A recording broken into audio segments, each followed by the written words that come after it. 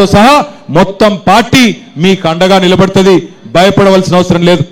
ఏ స్థలం అయితే గోపీనాథ్ గారు కాపాడినరో ఎస్పీఆర్ హిల్స్ లో, ఆ స్థలంలోనే నేను మీకు మాటిస్తా ఉన్నా, బ్రహ్మాండమైన స్టేడియం కడదాం, దానికి మాగంటి గోపీనాథ్ గారి పేరు పెడదాం.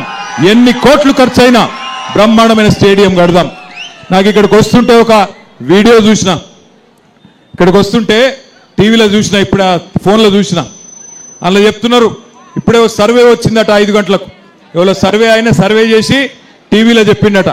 ఆయన చెప్పిండట మన గెలుపు మామూలుగా ఉండబోతలేదు, జూబ్లీ హిల్స్ లో కాంగ్రెస్ వాళ్ళ డిపాజిట్ జల్లంతయ్యే విధంగా జమానత్ జప్తా అయ్యేటట్టు ఉంటుందని చెప్పి ఇప్పుడే ఇక్కడికి వస్తా ఉంటే సర్వే వాళ్ళు చెప్తా ఉన్నారు. ఒక్కరు కాదు, ఇద్దరు కాదు, ఎంతో మంది సర్వే వాళ్ళు చెప్తున్నారు.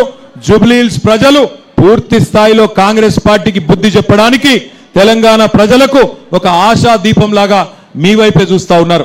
4 లక్షల మంది జూబ్లీ హిల్స్ ప్రజల ఓట్లతోని 4 కోట్ల తెలంగాణ ప్రజల తలరాత మార్చే శక్తి మీకే ఉన్నది. ఎందుకంటే జూబ్లీ హిల్స్ లో కాంగ్రెస్ కు మీరు బుద్ధి చెప్తేనే నెలకు 2,500 రూపాయలు మహిళలకు వస్తాయి.